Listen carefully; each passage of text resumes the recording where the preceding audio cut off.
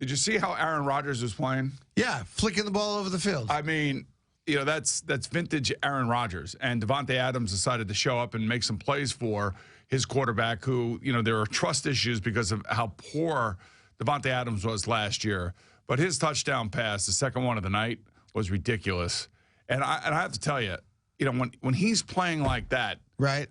It's almost unfair for defenses to go against him. They could never get to him. I think he dropped back 33 times last night and did not get sacked, got rid of the ball. He did hurt his hamstring, as Al and Jerry were talking about in the pregame show here. And he was 30 of 39, 313 yards, 2 touchdowns. Stupid. And he was just spot on from the moment he made 2 passes to Adams, in which it's great coverage, not good coverage, great coverage.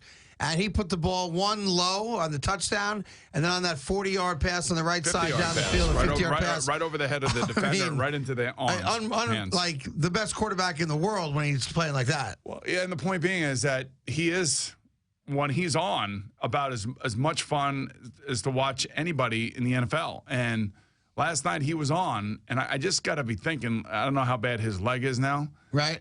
The opportunities missed by the Green Bay Packers. Now, they had a lot of injuries and everything else, and they come out of last night's game with a few more injuries. But that is about as good as a quarterback is going to play in a game. I don't care what anybody says. Because early on in the game, he was running with the football as well. I mean, the first drive, they went 75 yards down the field. He accounted for 72 of the 75 yards. It seemed like there's going to be a shootout because the Eagles come back, they score.